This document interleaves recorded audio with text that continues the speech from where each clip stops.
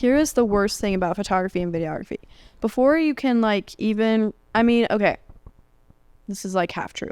You can, oh, I have so many thoughts about this. Well, okay. So I'm a firm believer that you, like, if you have a camera and you know what you're doing with that camera, then you can do like a pretty good job. Yeah. This scares me. Why? Because I'm not a speaker. There's a reason I'm behind the camera and not in front. Gotcha. This will be good, though. This will be good for both of us. Do you want me to introduce us? Yeah, go for it. Introduce us. This is the Wilson Seneca podcast. Yes. Should we do a dink? Oh, crap. Nice. Wait.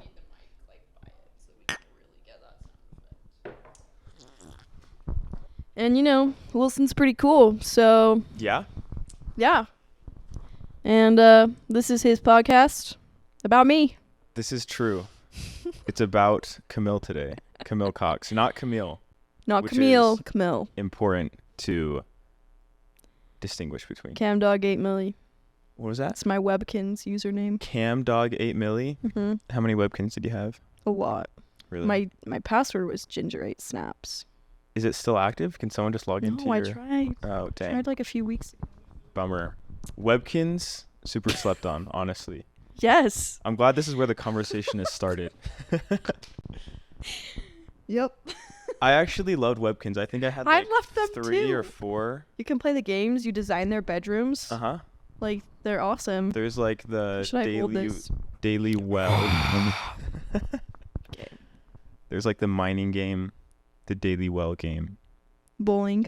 Bowling. Yep. Good stuff. And then you can go visit your friends and be jealous of their houses. Yes, or flex your own house on them.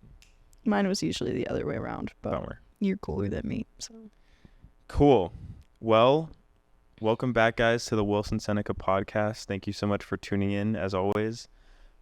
Today we have a delightful guest, Camille Cox. I'm delightful. Indeed. So, Camille, you and I met a while ago on Yes. the mission. We have to tell our cookie story at some point. Are you willing to tell a cookie story? I like it more when you share it. Let's start with that. Let's hear the cookie story. All right. This is the start of me and Wilson's amazing friendship. Yes. So, we were in Caguas. We were in the Cagua zone. I was in Ay Bonito. We served in Puerto Rico together on our missions for the Church of Jesus Christ of Latter-day Saints. Right.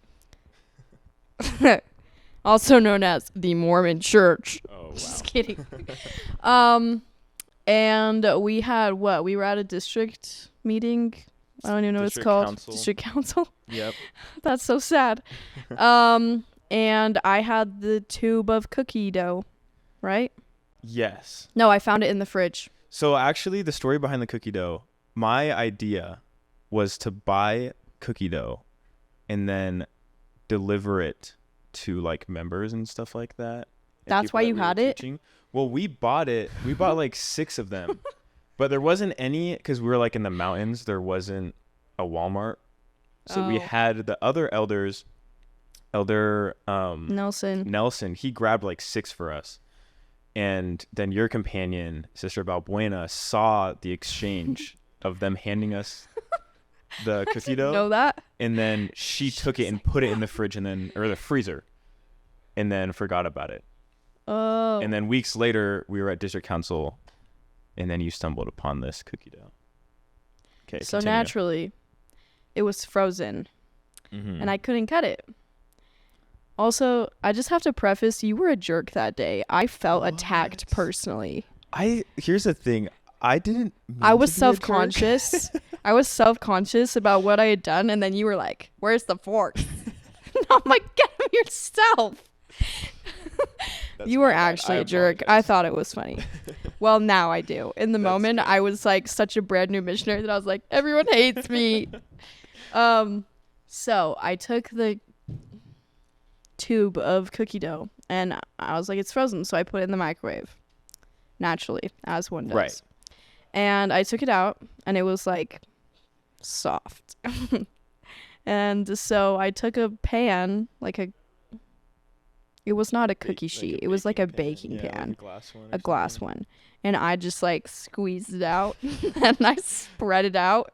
And because the chocolate chips were also melted, it just looked like a huge black brownie. Yeah, and it was a big pan. So no, but I didn't even cover the whole pan. It I remember it was like a triangle. Down.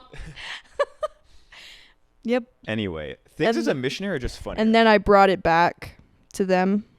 And then Wilson was like, "What the crap is this?" And I said, "You know what? I tried my best."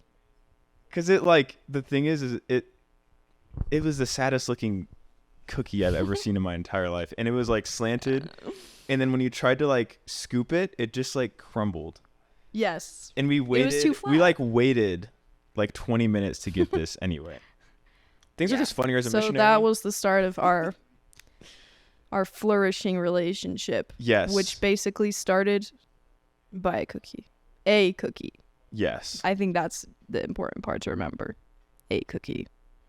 A cookie. And then we brought it up the rest of our missions, and now I was just sending pictures about any time that I made a cookie. Yes. Like. So yeah, that's the start of our friendship. And now years later, we're both in Provo going to school. Camille's awesome. I'm super excited for this conversation. Let me see. I don't even know exactly where I want to start with this one. I mean, I'm glad we started with Webkins and the cookie. I feel like we got the important things out of the way. So let's start with so you're from Idaho. Yes. Which town? Twin Falls, Idaho. Okay, cool. I guess, should I be looking at you? Sure, we can. I'm just having a conversation with the camera and I just keep me personally, looking straight forward. Yes. I actually saw a video.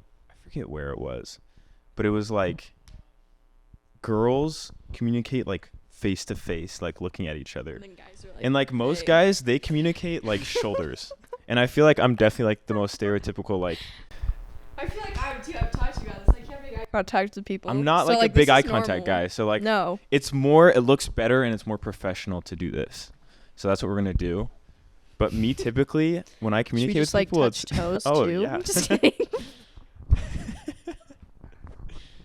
All right, we're done. Anyway, good. This is good. Sorry. You're good. You graduated 2020. Yes. Did you? Yeah, I did as well. Lovely. Did you go to school at all before? No. Okay. What I did you said do in bye. That time? Or were you kind of older? What did I do? I think I just worked. Yeah. Actually, no, I don't even think I worked. That was the start of my sad phase where I was life sucks for a second. COVID time. And I literally think I just hung out with family and friends. And then I left on my mission.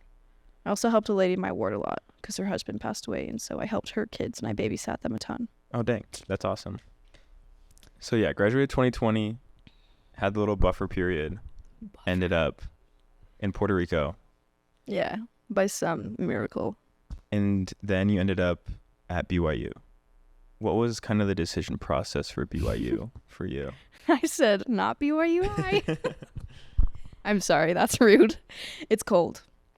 Okay, well, let me think. I remember, so I took a tour of Utah State. Okay. And I wasn't feeling it. I think the spirit was just beep. And then I remember in high school, I took a tour of BYU Provo. And I was like, this just feels right. And so I've just kind of gone with that. That's cool. That's basically it.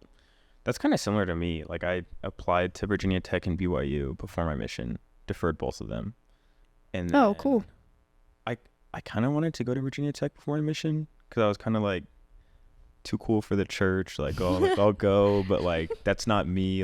I'm Virginia through and through, and I'm gonna go to a local university with all my high school friends and stuff like that. But over the mission, I was no, I should probably be.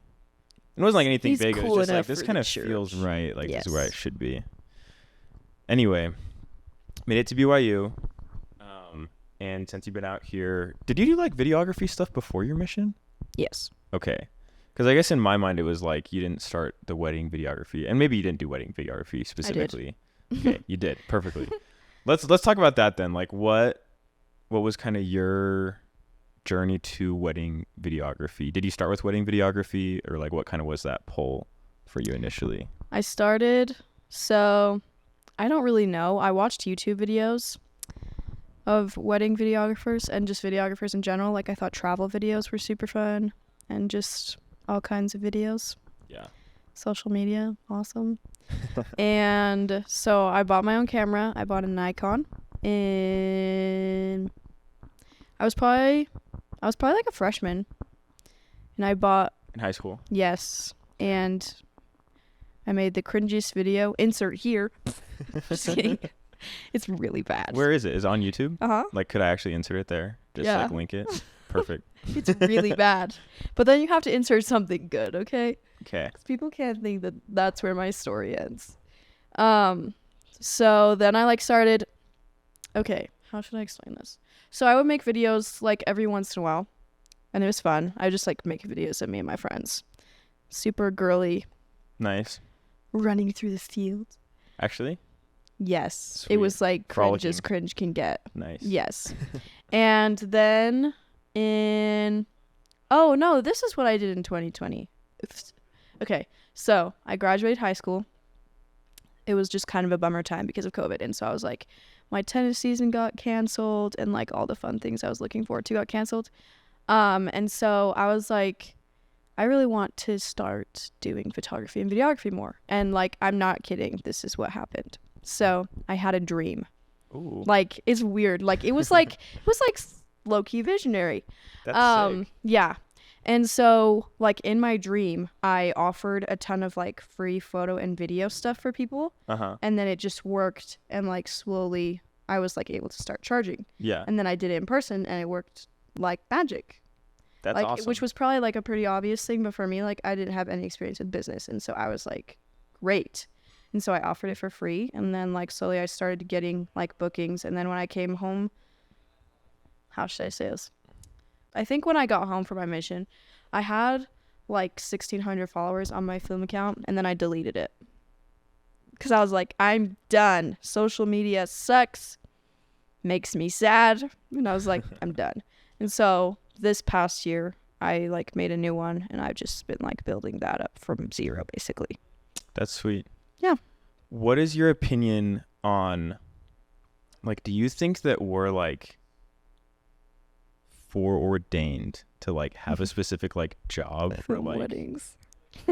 I am profession? foreordained Like, to watch like, love. do you feel like photography, videography was in your destiny because of that vision? You're just like, nah, like this is just like something that I wanted to do. I would say no.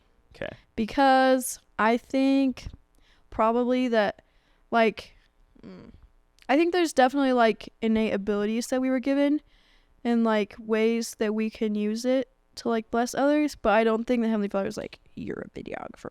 I think it was like, here's your talents. Do what you want with those talents. So I think, like, ultimately it was down to my agency to be like that, because I could have not started it again and he would have been like, okay, do something else. But I think, like, ultimately it was my choice. And obviously, like, he's pushed me in the right direction and, like, guided that and, like, helped me learn and helped me progress as a videographer. But I think, like, coming down to whether I was one or not was my choice. Yeah, I agree. I think that's an interesting point. I think you're right. And it's definitely, like, not exactly where I saw the conversation going today. But that has been, like, heavy on my mind since getting home from the mission. Well, this is what I was going to say. I feel like that's, like, becoming more and more important, like, being a creator. Because if you think about, like, the day and age we're in, like, with social media, I feel like teenagers especially, like, find a lot of joy and, like, feel known because of what they've created personally. Yeah. And, like, I feel like I thrive off of that. Like, that's, I think, why I started doing videography again after my mission, is because I was like, I need an outlet where, like, I can be creative. Like, it's definitely, like, God-given, but. No, I completely agree. And, like, that's kind of honestly what this podcast has been for me. Like, the last couple of months have been kind of just rough overall. But the podcast and just, like, videography and stuff like that. What? Go ahead. It's just been, like, a great outlet for me. And, Yeah. like, being able to direct so much time and energy to something like you're passionate about. Mm-hmm. And that's the thing about like creating is like, for me, this is like creation. For you, like videography is creation. But like, it's really like anything that you're passionate about. Like my brother, he's a CS major. He's like creating websites and stuff like that. That's awesome. And like, it's just like, no matter what drives you in life, like creation, finding that outlet, I feel like is so essential to like God is the master creator. Like he wants us to create. He wants us to be passionate about things. He wants us to have those outlets. God is so humble. Very much so. Like, sorry, this is my tangent, but I'm like, you think about like how, I don't even know, like this is the wrong word, but like how awesome Heavenly Father is and how humble he is to be like, okay, I've created all this, but now I want you to do it and excel. And it somehow like makes him even greater. It's not like deteriorating from his like worth or his value. It's just like we're using these to make him. Yeah. Anyways. No. I don't know how to word that, but that's God's purpose. It's like us. We're his purpose to bring to pass immortality and eternal life. Help us grow. Scriptures. Creating is a way to do so. Cool. That's super sick. Yeah. So you followed that kind of vision, dream that you had with, you just started off doing stuff for free, like with your friends, stuff like that for fun. Yeah. When, like, how did you make that switch from going from, okay, I'm doing this for fun, for free, to I'm going to start charging people and like making this a more like real thing? I think that's different for everyone. But I think mostly it's just like building a portfolio that people can trust. Like, because now I have like a lot more wedding videos and stuff. And so like I'll post them on Instagram and people will see my work and like see examples and know like what my vibe is. And I think that's like the most important thing is like having enough content to be like, okay, she's consistent. She knows how to post people. Like she knows how to help them interact and like knows how to edit and stuff. And then once they see that and know that it's trustworthy, then they're like, okay, I'm ready to book. And like my first wedding was awful. Yeah. But like, that's fine. Like your first wedding, because I imagine you probably like shadowed before, or did you just go right into it? I just went for it. Tell me about this first experience filming a wedding. Was it filming or photography? It was filming. Okay. Yeah. I don't photograph a lot of weddings. I don't like photography. Sorry. It's just boring to me. I don't know. Like, I think, like, capturing real moments and, like, real movement is more fun than still shots. There's a lot more storytelling in video. Yes. What was your question? Tell me about, like, your first experience filming a wedding. Oh, well, let me tell you the importance of faking it till you make it. Because that is really, like, I feel like that brought a lot of success to me because I just, like, guided and directed and posed the couple and I was just like, hey, we're doing this next, and like really like because I at least faked confidence, then they were confident in me, right? Which was important because I was probably not that confident and like the video is awful, but you know, it was good. Yeah, like it was a good starting point. Who was it a friend or like how did you get the first? I don't even know. Really? It was a random person. They lived in Twin Falls, like a couple, like it was a different town called Burley, but like I don't know if I want to share this. Like what if they see this and they're like, she thinks our video is awful. I can cut it if you want. We don't have to share okay. Yeah, just a random couple that found me. Dang. That's sick. So when was that? When was your first time filming it? Ooh. It was before my mission, so I was probably like 18, maybe 17. I think I was still in college or high school. Yeah. I think I was probably a senior in high school because it was like a December and I was gone the next December. So, yeah, I was probably like 17. Dang, that's crazy. 18 maybe. Yeah. And then you left for 18 months, obviously. Got back. Made a couple films in Puerto Rico that are cringe. Did you actually? Yeah, I made some music videos. Are they just on your Facebook? La Gran Obra. You made that? No way. I did not know that you made that. It's bad. I thought that they like hired the Aguayo guy to do that or something. Don't say that either. Yeah, I made that, but I also had very limited equipment and that was sick though. That was a really good video, I feel like. Okay, here's my following question. which isn't really a follow-up question, but it's where we're going next. Lovely. Who's like your biggest creative inspiration? Like, is there someone that you watch? Creative inspiration. Okay. So like, is there someone that like you watched before you started, like that you look at now that you're like, okay, this person's like super sick and like definitely inspiring? Yes, there's two. Okay. Well, it's like a team for one, and then the other one is just one. So full-time filmmaker, shout out. Yeah, his name is. Plug. Yes, I am. I'm his biggest fan. So I watched some of his wedding videos. He doesn't actually film a lot of wedding videos, but he filmed a few, and he has really good work. And I like take a class from him, and so that's where I learn most of my stuff. And now he has like a whole team. He's like basically retired now, also, Really? and he's in his 30s. Like That's he just sick. handed over his company. That's cool. And then the other one is Kayla Ficklin. She has a really good wedding videography and is very good at capturing like emotion and details. And she has really good coloring and knows how to edit people's skin really well. Dang. Dang. Do you feel like you need to be up to date with? Like, Wait, can I add wedding? one more thing? Yeah, go for it. Parker Walbeck also has the greatest testimony. And he's like very public about his beliefs about Jesus. And that is something that I admire a lot, because like he has stopped his full-time filmmaker gig. Like he sold the business to Landon, by the way, maybe. And now he's like working on a page called True Millennials. And he uses that to like share sick. I know messages True of the Millennials. church. Yeah, that's him. And he shares messages about the church and just really inspiring content. And I think it's cool that like he's used his platform to like transition over to like sharing the gospel. Yeah, that's really cool. What was the question that I was going to follow up with? Keeping up to date. Yeah. So do you feel like as a wedding videographer, you need to be up to date with like trends of like style and color grading, all that stuff? Or do you feel like you kind of just need to find your style and stay true to that niche and then just kind of market that niche? Does that make sense? Yes. I think like, okay, there's two sides of this. I think with coloring and stuff, like that's just me, like that's my brand and I can do that however I want. And like if people want to hire me for that, they can. And if they don't like it, then they don't have to. Yeah. But then like as far as like keeping up with trends and stuff, I do think those are important, just because unfortunately like reels and stuff is where I get a lot of my views. Yeah. And so I have to like use popular songs and popular trending like video ideas and stuff to like stay in touch with like followers and people on Instagram. Do you feel like that kind of like keeping up with the trends affects the actual like videos you're making for your clients though, or it's mainly just like reels and stuff like that?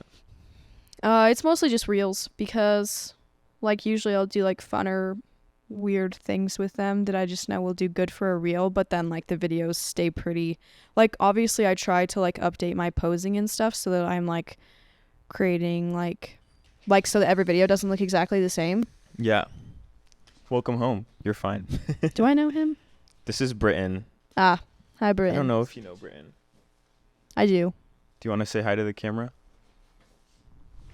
Listen, Seneca podcast. I'm a big fan. Cool. Where were we? I don't know. Trends? Were we still on that? Trends. Oh, I know. You were asking how it affects, like if it affects my videos too, or just the reels. I don't think so. I think that I'm constantly trying to improve and like find new ways to like incorporate like new poses or like new angles and stuff into my videos. But as far as reels go, no. Yeah. It's just me being an idiot. Like, really. What kind of like equipment is needed for wedding videography? Like I know you have. This is a loaded question because, sorry. Did you want to finish? No, go for it. Okay. Here is the worst thing about photography and videography. Before you can like even, I mean, okay. This is like half true. You can, I have so many thoughts about this. Well, okay. So I'm a firm believer that you, like if you have a camera and you know what you're doing with that camera, then you can do like a pretty good job. Yeah. But it does help. Okay, wait, hold on. there's also something with that. There are people that have really huge cameras or like really nice equipment that have no idea what they're doing and their content is stupid. So it's all about like your own knowledge and your own ability to use what you have. Second, where was I going with this? Second. I had a lot of thoughts about this and they all just left my brain. Oh boy. Like in order to like have a really successful like film company, like you have to invest so much money in equipment. Like so much. Yeah. Like SD cards, like alone get, like you have to buy a lot of them, especially if you're shooting raw footage. I have 2 cameras now. I have 2 stabilizers, mics, lighting, a backpack, A drone, right? a drone,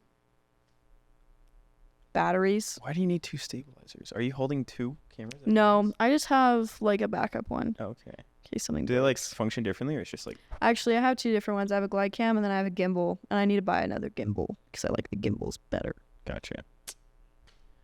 Yeah, that's crazy. So yeah.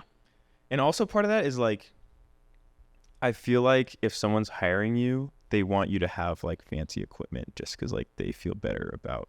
Would you say that's accurate? Yes, in a way. I feel like it depends on the couple. I feel like if they're chill or not extremely rich, then they're like, great. But I think that some like probably definitely are like, all right, let's see what's in your bag. Yeah.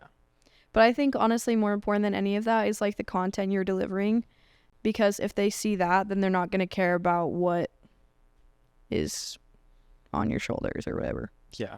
But also like I definitely have like when I was younger, I'd walk up to a wedding like with my stupid dinky camera and I did feel a little bit self-conscious, like Yeah. I look so professional right now. No, but- yeah.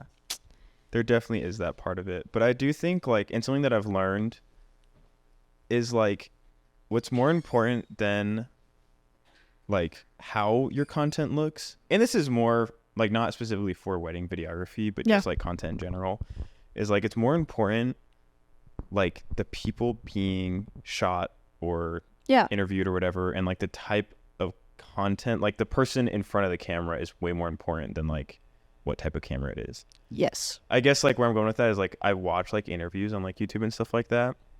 The audio isn't spectacular, the video isn't crazy, but like I love the conversation that they're having. Yes. Like I love the person being interviewed, and like for me it doesn't matter if like the audio is that good. Like I'm getting out of it what I need out of it. So like, I don't know. I think a lot of times people like that are just like looking like for the professionalism, not Yeah. necessarily like the content that's being no, literally. put out. So I just think like, because I've kind of started from ground zero with the podcast, and like I thought you have to have all this super nice equipment and like stuff like that for it to be successul at all, and like that's not 100% the truth. Like you definitely do need equipment. am I to the get first this girl on your page? No, Good. you're I was not. like, I need to invite sorry. more though. I was just wondering. Anyways, keep going. But yeah, that was my thought. Was like I agree. it's more important like the story being told or like how engaging the content is than how good the audio sounds or how good it looks. Yeah. At least when you're starting. Yeah. And like the other things will come. That's also important. Is it's like I think being patient with yourself, because like my first video Shows back is on the so screen. bad. But like I loved it, and I feel like that's like the funnest part. Like the funnest part is the beginning, because your growth is like this, but now I feel like my growth is like this. Yeah. And it's so fun at the beginning to like see, like to have new ideas and to like start new things or edit differently. Like it's so much fun because you're starting and you're just figuring things out. So Yeah. No, I completely agree. I think that's sick. Here's a question for you. What is something that like I wouldn't know about wedding videography if I didn't ask?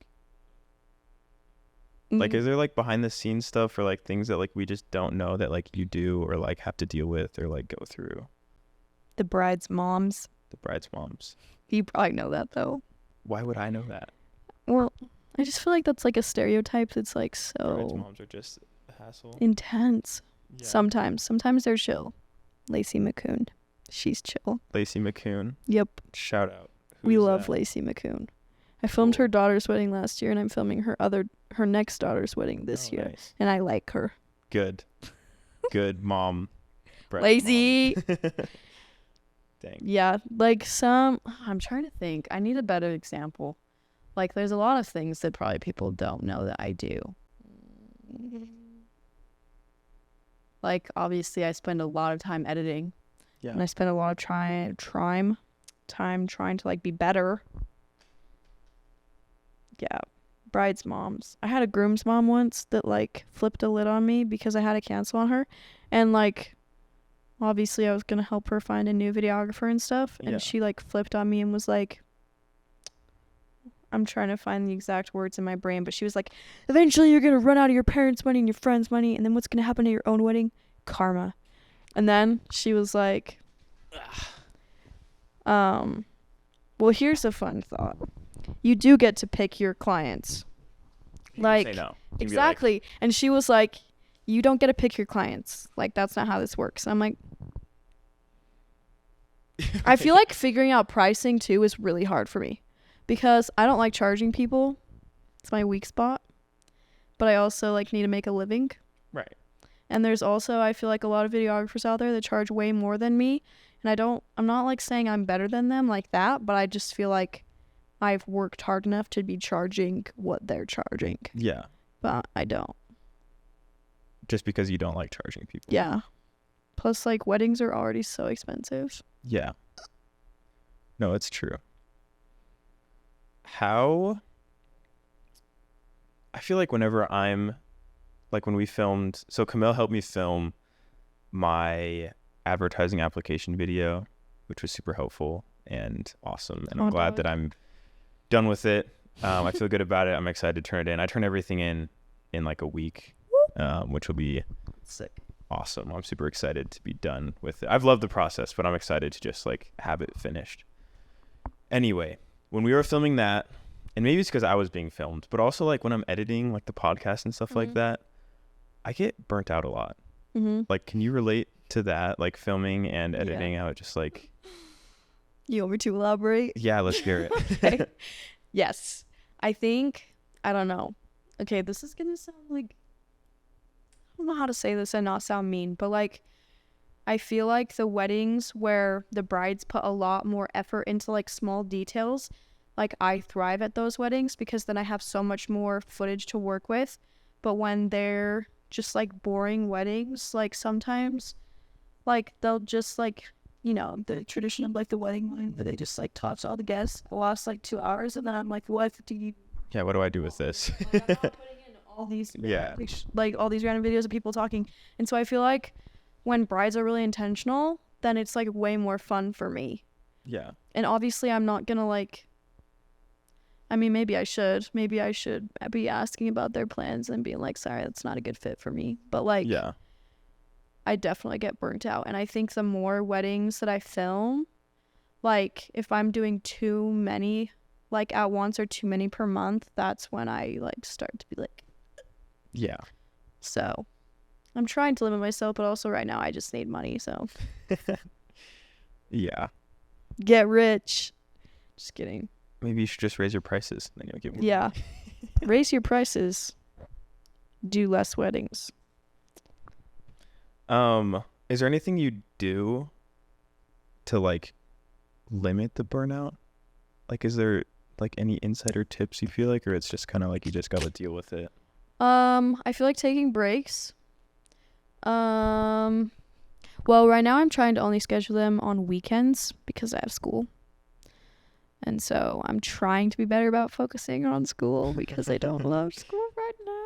It's hard when you're already doing what you love and you have to go to school too. Yeah. But I'm an advocate of education.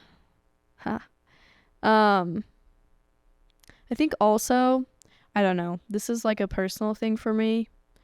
But I think like one of the things that helps me a lot is like taking time to reconnect with God and like having good scripture studies and like having quiet time, because I feel like when I like my spirit feels like renewed, then my body feels renewed as well.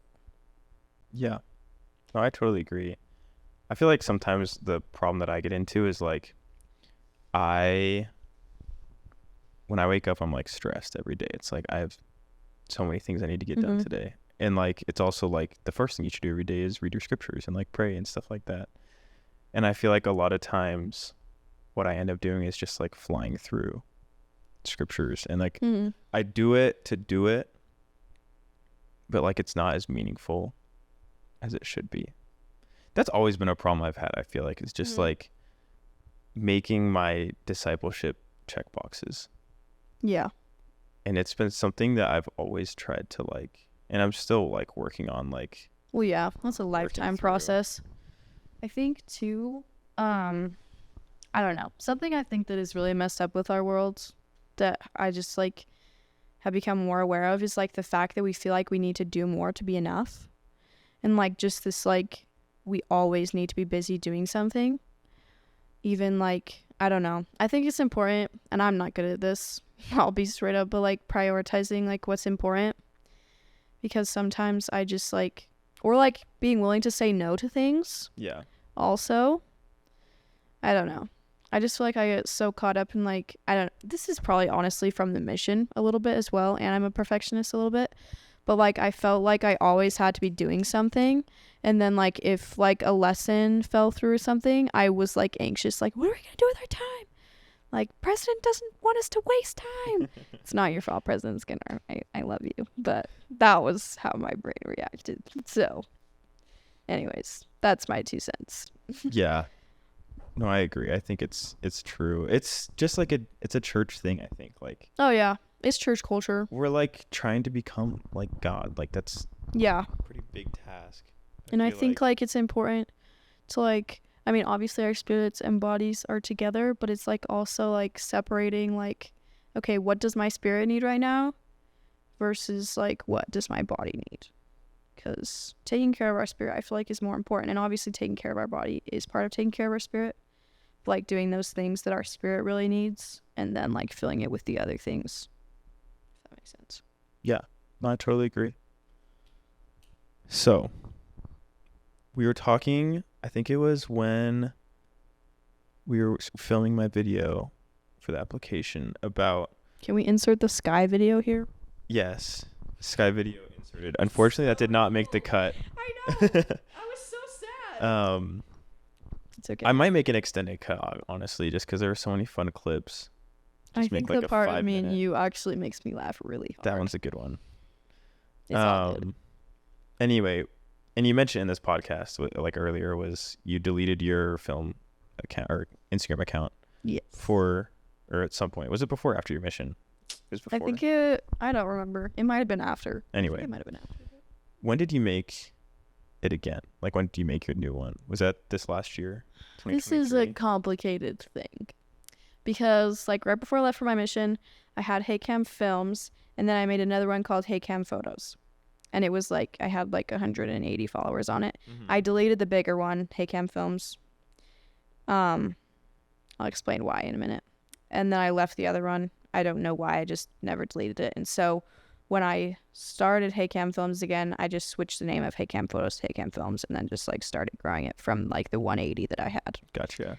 Why? Because when I first started videography, like, it was really stupid, but I didn't know any better, is that I would, like, just follow random people in hopes to get followers back just so that it looks like I had a following. Yeah. And now I don't do that. Now, like, all my followers are just people that want to follow me and have followed me. Yeah. Because I wanted to ask, because this last year you, like, had a lot of growth specifically on your Instagram page, correct? Correct. Is that correct? Yes. Because you're at like what, like 180, and now you're over 1,000. I had like 400 in July. Okay. So, I mean, it's not like amazing, but it's good for me. No, like I'm happy about over it. 500 in like half a year. Yeah. I feel like it's a big deal.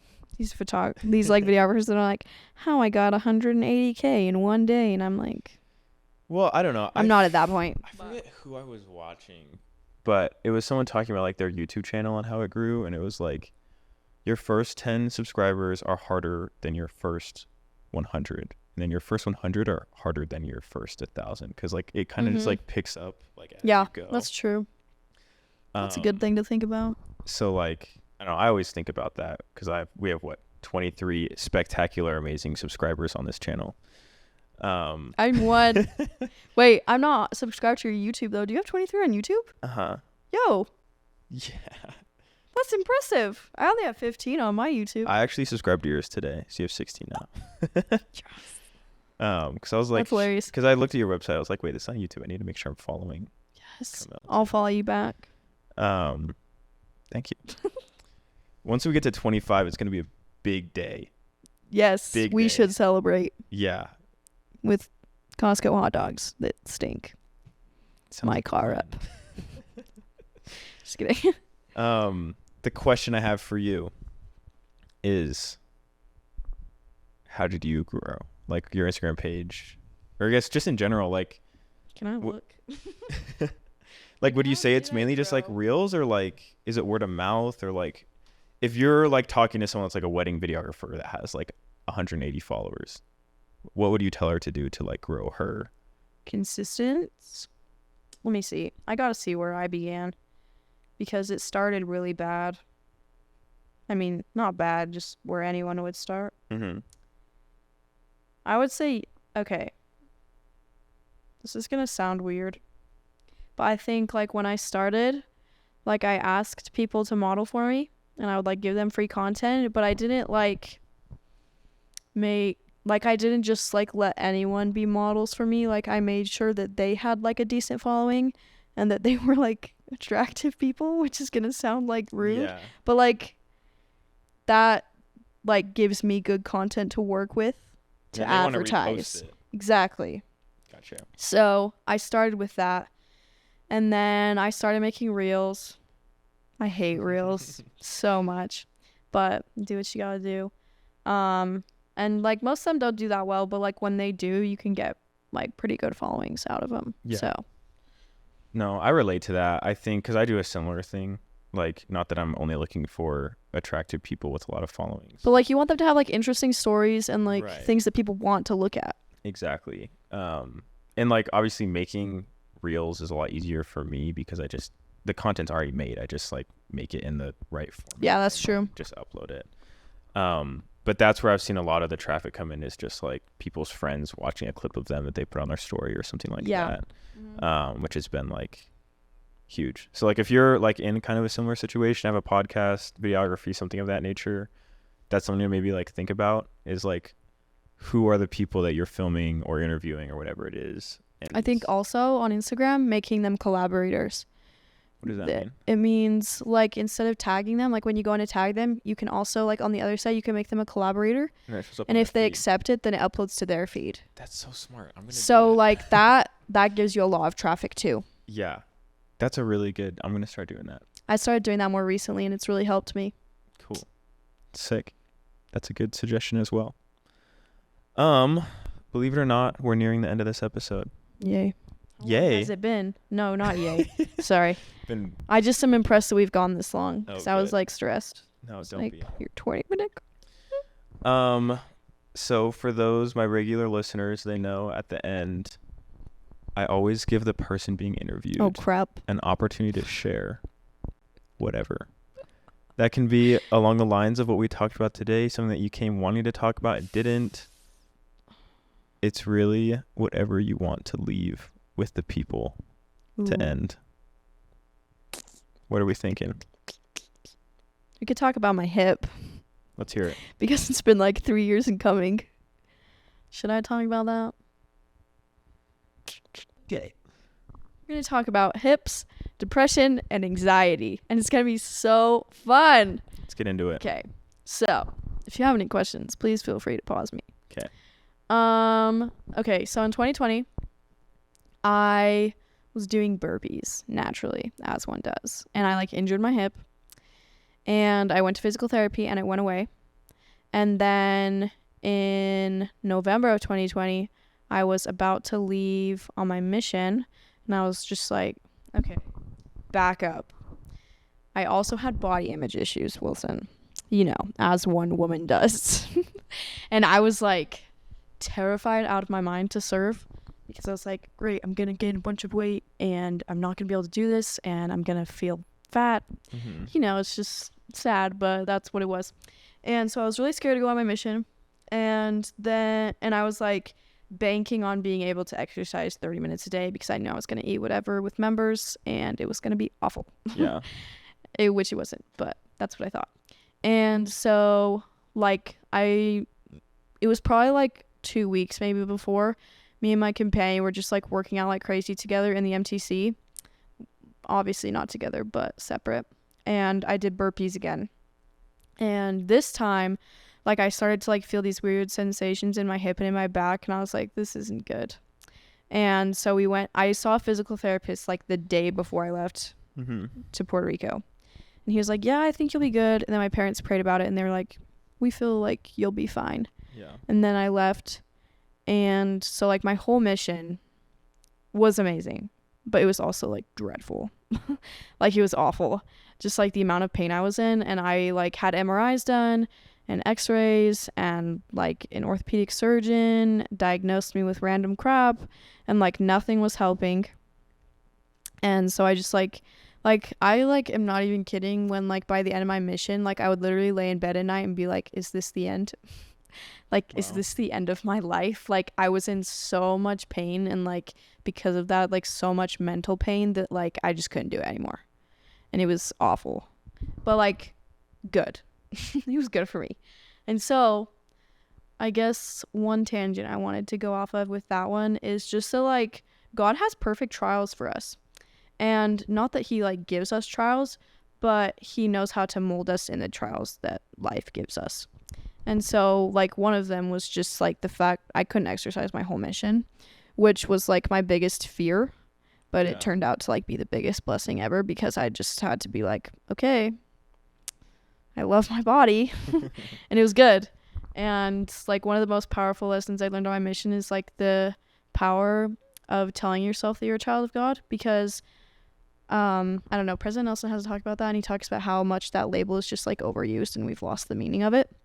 And like on my mission, I truly learned what the meaning of that phrase is, and I had to like tell myself it in the mirror like 10 times a day, and it was really hard for a long time because I just didn't believe it and I couldn't internalize it. And so that was one blessing. And I just barely had hip surgery in December, so like a month ago. And that was after 3 years of like trying to find solutions, which is the cause of probably a lot of my depression, because I just like spent so long searching for answers, and everyone was just like, we don't know, you're probably just gonna live with this for the rest of your life. And so I was just like, life is hopeless, which I feel valid. Like I feel like that was pretty valid. Like I didn't know what else to do, and I also didn't know that I had it. And so where do I want to go with this? I don't know. I feel like anxiety and depression are just plagues of our day. Like I sincerely feel like that is one of Satan's biggest tools right now. Where is this? What am I plugging into right now? First, social media. Because I feel like social media is one of the things that like puts me in like the grave first. Yeah. For lack of a better word. I think like we get caught in comparison and looking at other people's perfect lives, or just like what they're doing with other people. And I don't know what it is about social media that like just causes so much depression, but I believe it.